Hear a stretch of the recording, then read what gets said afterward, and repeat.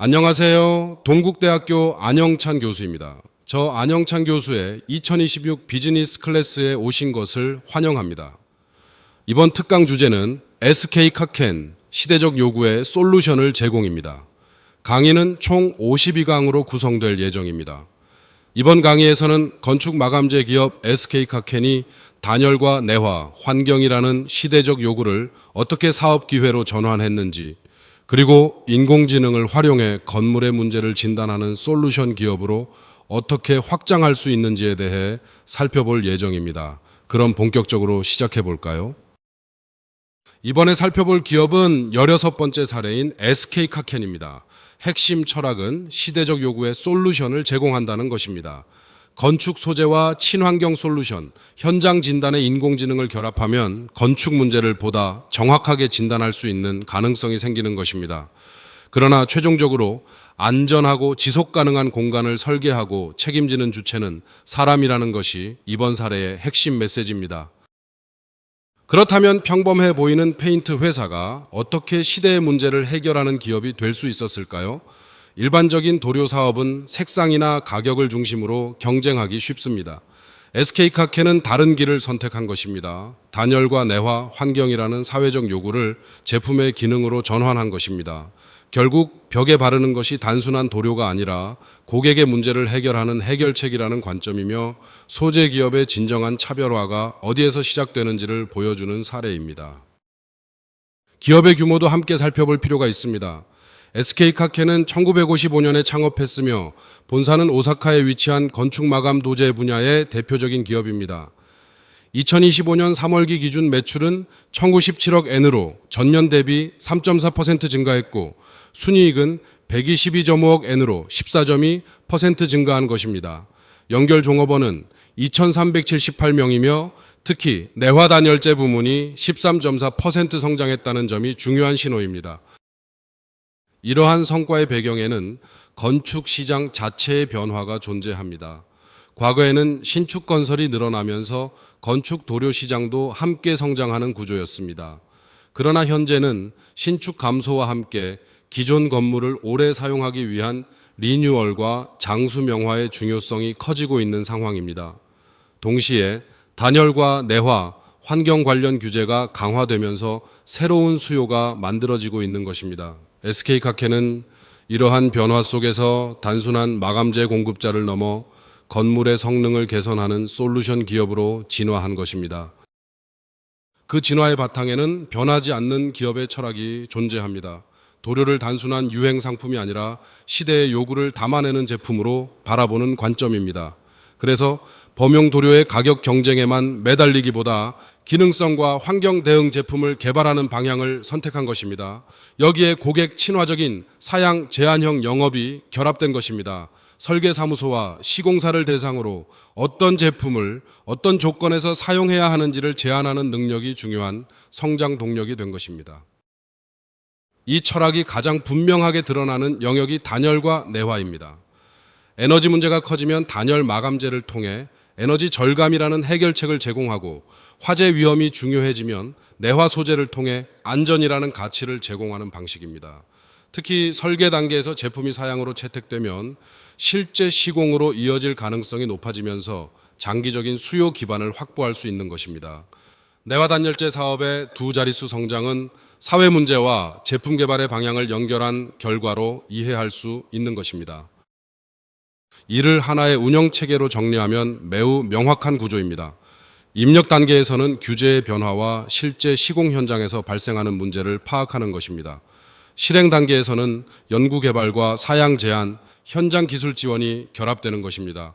그 결과 설계 단계에서 제품이 사양에 포함되는 스펙인 수주로 연결되면서 단순한 가격 경쟁을 피할 수 있는 것입니다.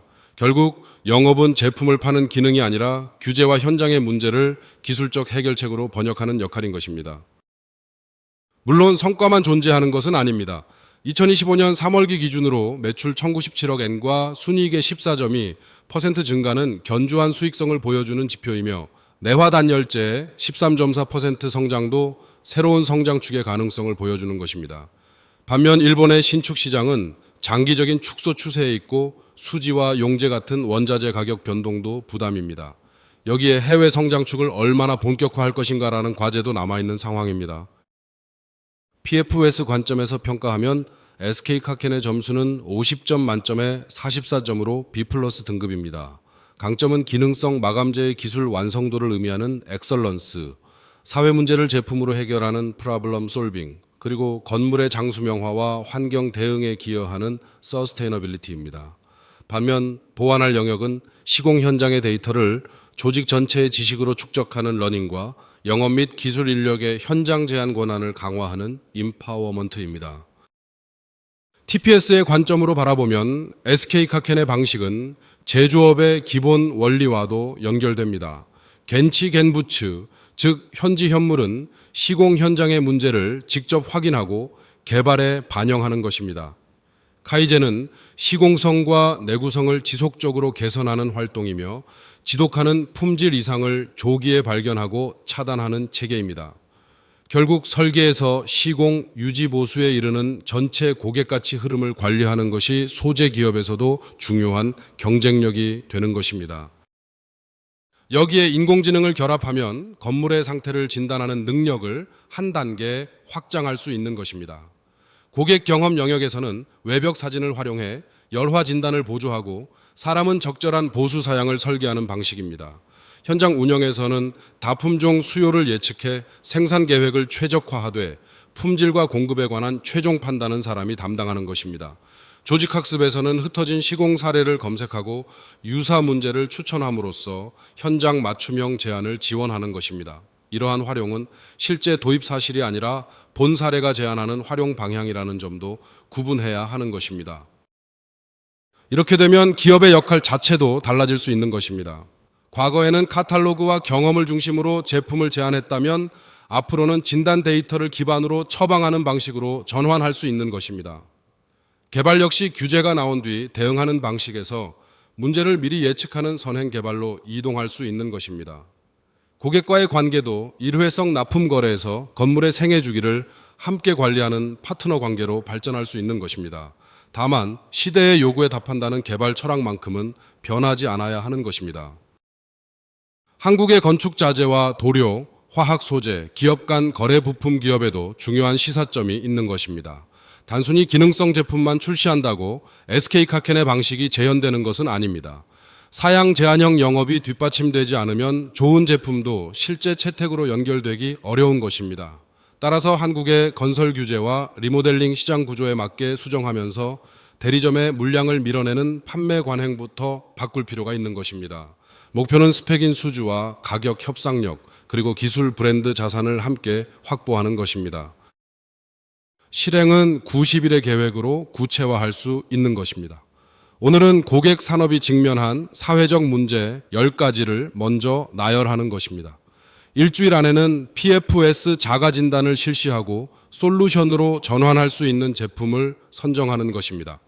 30일 안에는 현장 진단 데이터를 수집하는 체계를 실험하고 90일에는 사양 채택 건수와 제한 성공률로 성과를 검증하는 것입니다. 여기서 생각해 볼 질문은 소재 기업의 연구 개발이 무엇을 기준으로 방향을 정해야 하는지, 인공지능 진단이 확산될수록 기술 영업의 전문성은 어디에서 찾아야 하는지, 그리고 축소되는 시장에서도 성장하는 기업에는 어떤 공통점이 있는지입니다. 최종적으로 SK카켄은 스마트 머티리얼 솔루션 사례로 평가할 수 있는 것입니다. 분석자 평가 기준 PFS 점수는 50점 만점에 44점이며 인공지능 확장성은 5점 만점에 4점, 한국 적용성은 5점, 교육 가치는 4점, 실습 난이도는 중간 수준입니다. 핵심은 기술이 사람을 대체하는 구조가 아니라 역할을 재배치하는 구조입니다. 인공지능은 건물의 상태를 기억하고 분석하고 예측하며 사람은 안전하고 지속 가능한 공간을 어떻게 만들 것인지 판단하고 책임지며 완성하는 것입니다. 어떠셨나요? 강의 내용이 조금 흥미로우셨습니까? 아쉽지만 오늘 강의는 여기서 마무리하려고 합니다. 저는 조만간 더 유익한 강의로 찾아뵙겠습니다. 유익하셨다면 좋아요, 구독, 알림 설정 부탁드립니다. 더 방대한 고급 정보를 얻고 싶으신 분들은 멤버십 가입도 추천드립니다. 그럼 여러분 지금까지 네버 스탑 체인지 피플 퍼스트 안영찬 교수였습니다. 감사합니다.